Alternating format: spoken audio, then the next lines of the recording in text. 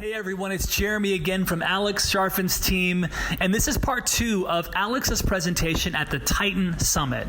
In this part, Alex starts to unpack the different states of momentum. This is absolutely critical for any entrepreneur. You know, when we're in momentum, going forward and moving, we're exactly where we want to be. Alex talks about this. We're connected to our purpose, our soul. It's really who we are. And when we're not, we're in constraint. I'm Alex Sharfin, and this is the Momentum Podcast, made for empire builders, game changers, trailblazers, shot takers, record breakers, world makers, and creators of all kinds. Those among us who can't turn it off and don't know why anyone would want to. We challenge complacency, destroy apathy, and we are obsessed with creating momentum so we can roll over bureaucracy and make our greatest contribution. Sure, we pay attention to their rules, but only so that we can bend them, break them, then rewrite them around our own will. We don't accept our destiny, we define it. We don't understand defeat because you only lose if you stop, and we don't know how. While the rest of the world strives for average and clings desperately to the status quo, we are the minority, the few, who are willing to hallucinate there could be a better future, and instead of just daydreaming of what could be, we endure the vulnerability and exposure it takes to make it real. We are the evolutionary hunters, clearly the most important people in the world, because entrepreneurs are the only source of consistent, positive human evolution, and we always will be. The fact is that we've been around for a long time, and sometimes when I present the entrepreneurial personality type, people think, hey, are you saying it's us against them? Kind of. Because when we look at the systems today that are in the world, they're so deficit-based that the stated goal of education today is what? Stated goal. What's the stated goal? Standardization. Standardization is for the wall outlets in your house, not for your children. In the past 40 years, you have to understand what's changed. They're coming after us. We are either on the precipice of a new age of entrepreneurial enlightenment or the new dark ages, and it's happened before. In the past 40 years, what's happened in school? They've taken away things that are important to guys like you, to me, and all of you. Movement, creativity, the ability to choose your own direction, understand where you're going. And when I was in school, in grade school, there was a few hours of testing every other year. Today, there are schools where there is a few days where there's not testing every year. It's completely reversed. And when we look at what that does to people like us, you guys know we are physiologically sensitive. Do you know what I'm saying when I say physiologically sensitive? Watch, I'll ask a question. Just yell out the answer. First thing you feel. When you experience a feeling, is it in your body first or head first? Which one? Body. This direction, right? You experience in your head first? Let's spend 5 minutes right after this. There's no way. Not in this room. Let me reconnect you. Because really, we feel with our bodies, we interpret with our heads. Is that fair? Isn't that how it works for you? Why are we medicating our heads and not fixing our bodies? Right? Because we're just medicating a symptom of not being physiologically connected to the world around us, because that's who we are. We interpret the world that way. See, I don't believe any of you really know what this means. Now I look like a nut job, right? It wasn't just the shoes, but you put that slide up, say that, and everybody thinks you're nuts. Happy, sad. How many feel like you do know what that means? Because there's some contrast there, right? But anybody who has their hand up, explain to me the difference between sad, angry, frustrated, confused, ticked off, pissed off, and not just gonna talk to you. Is there any difference? Really? See, I don't think people like us understand feelings. What did that guy do before with the gunshot and then the thing? I can't do that, but just think that. I really don't think we understand feelings. In fact, how many of you have been told for most of your life, you don't feel right? I get a little ticked off talking about it, right? You're too intense, not intense enough. How many of you have heard crap like, share your feelings more, right? Or the number one most get a punch in the face comment from anybody who's an EPT, tell me how you're feeling. How many of you have been in front of that poster? Like they use it in the US, I don't know if it's international, but it's the poster that says, how are you feeling today? And it has like 24 faces on it. It's like 4 across and it goes down. You know what I'm talking about? It says like frustrated, confused, all that. I was 9 years old sitting in school. They put me in front of that poster. They said, Alex, how are you feeling today? It was always a guessing game for me. Right? It was like process of elimination. I would look at the thing and go, okay, well, like I remember one time saying out loud, well, my mouth can't make half of those shapes. Like, how do you do this? Right? And I got in trouble for being smart. I was totally serious. I don't get it. I really don't get it. Watch. How many of you have had your frustration confused for anger? How many of you have expressed confusion and had people get mad at you? How many of you have tried to tell people how you're feeling and had them respond in a way that there's no way you're telling anybody how you're feeling again? Right?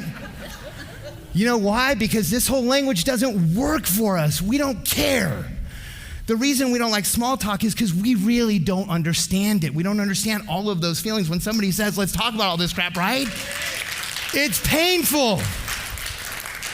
Because you know what? Chances are you go to a dinner party, someone's going to say, how are you feeling? Right? And ever since I paid $175 for a therapist to ask me that once, I never wanted to hear it again. Because here's who we are. We're different. I know you're trying to figure out who the heck I am. I spent my early career as a consultant, like not where you lose your job and change your LinkedIn profile to consultant. I really was a consultant. Because these days I say consultant, people roll their eyes. It sucks. I worked with Fortune 500, Fortune 100 companies. I sat alongside some of the most successful people in the world. I watched 4 or 5 friends of mine go from humble means to being billionaires. I realized we're not wired the same way than the rest of the world, and I became a really successful consultant because I understood that this is who we are. We are momentum-based beings. How many of you get a physical charge off the word momentum? Right? Because you know why? Our whole lives, people have said, hey, be happy, be excited, be, enthused. Come with me. You know what we want to do was go forward, right? That's it. I don't need all that other stuff. See, we're momentum-based beings. We exist in 3 different states. That's it, 3 states. Watch, momentum, when everything's going your way. Things are going where you want them to. Let's hear it. What does it feel like? Huh? Like you're flying. Like what else? Like what? It's what? Exciting. What else? Come on, guys. When you're awesome. What else? Flow, energy, right? This is a good group. Usually there's a lot of drug words that come up. Right? Because when we're in momentum, is that the only place in the world to be? Yeah. Going forward, where you want to be, that's when we are connected to our purpose, our soul, who we are. And the rest of the world doesn't understand that. You know why? Because when we're agitated, what do they say to us? Calm down. It's okay, take a break. Watch, I'll do this to like 3 tables and they're all going to want to punch me. Stop. Right? Here's why. Momentum-based beings are physiologically, cognitively, and chemically sensitive. Watch, I'll ask you. When you're in momentum, do you have more stamina? Can you go longer? Is your body stronger? Yes? Yeah. Right? Do you have a cognitive boost? Are you a better decision maker? Or you have higher awareness? Do you get a chemical boost? You do, right?